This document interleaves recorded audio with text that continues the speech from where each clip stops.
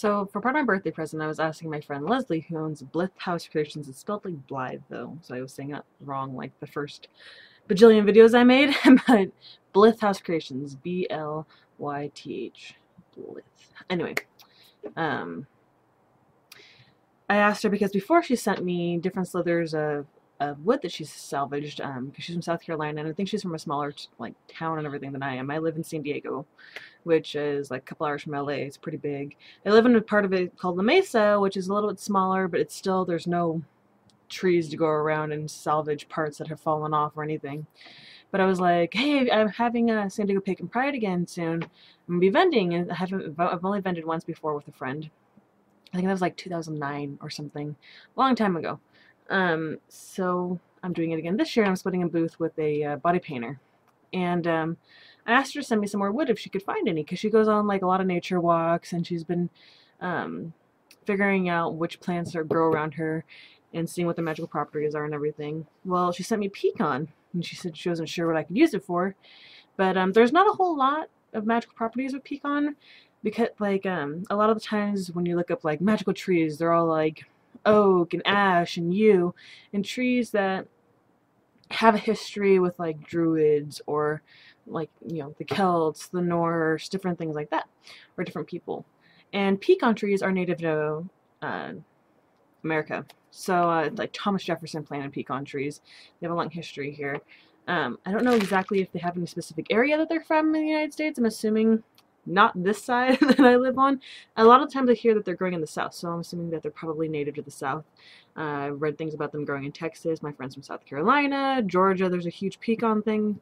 I remember my mom's friend went to Georgia, and there was like, what are you going to bring back? Pecans, of course, you know, kind of. So I didn't do too much research on the history of pecans yet, but I wanted to share some of the pieces she sent me and what it looks like. The bark, this piece is really cool because it has like an old moss, some sort of fungus on it. Not like diseased fungus. This looks like it was like really moist, and we get the same kind of stuff here. It's hard to, but that's just one of the big chunks. She sent me a bunch of random size slivers, which is awesome, because some of them I can make into like this one. The bark is really kind of cool, and bigger sizes, like you see the size difference of that. Not so much there, but I can make some of these into pocket runes or amulets. I was thinking of even pieces like this. I'm sure I could figure out something. I might even make some, sand it down and make some rings and put them on there as a holder. So she gave me a whole bag of them, and she sent me before Japanese maple. I've had white oak.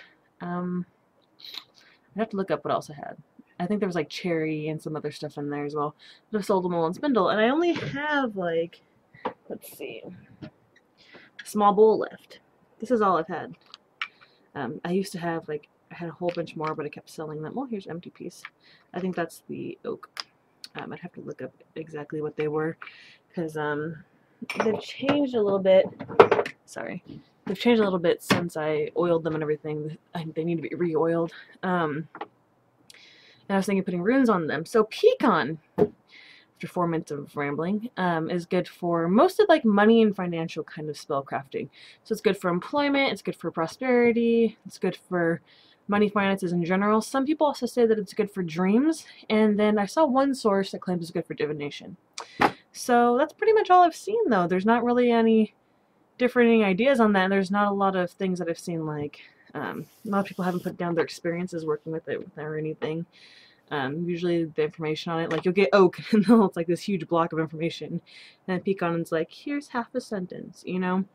So I'm still thinking of making the different runes with them and whatnot. The problem is that because it doesn't have a whole bunch of different properties that people have written down, I'm not sure. I think I'm gonna have to like make sure I choose specific runes to go with them, like prosperity, financial kind of runes and things like that. But I'm not sure how people would feel if I put any old thing like creativity on this, but on a financial rune.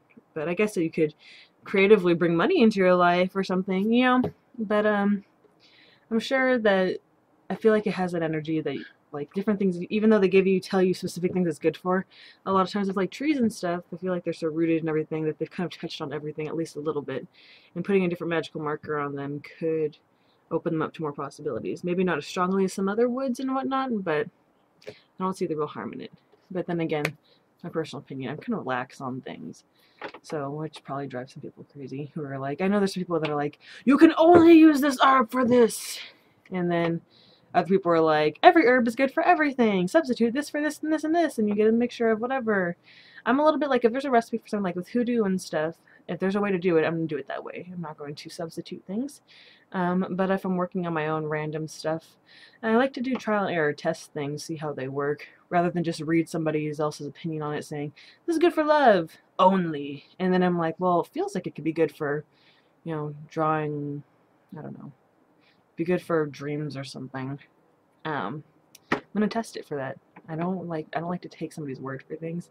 I like to see if it actually works for me. So I'm gonna put runes on those probably starting today. I'm trying to clean it up a little bit so that I can get things done, because it's in September, but that basically only gives me like another month to get things prepared, and I'm trying to get other stuff done too. Remember when I did it last time, I had so much stuff last minute that it was like driving me insane. I was so stressed out, so better start now.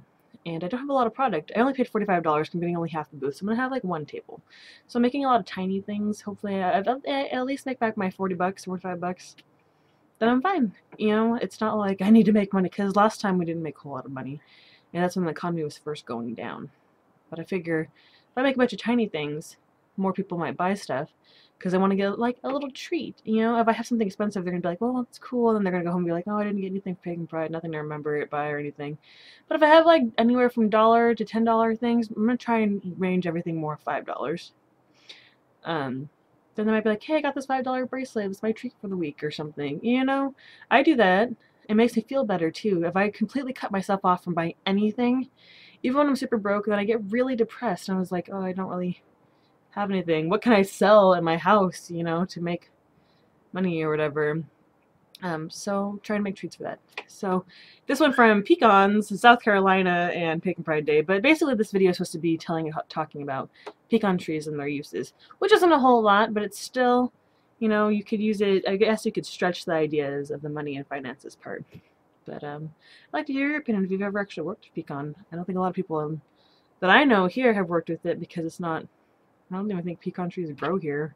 Maybe in like an hour away on some of the farming areas, but not in La Mesa. So thank you for watching my video, and have a splendiferous day, night, or whatever it is where you're watching this. Thank you.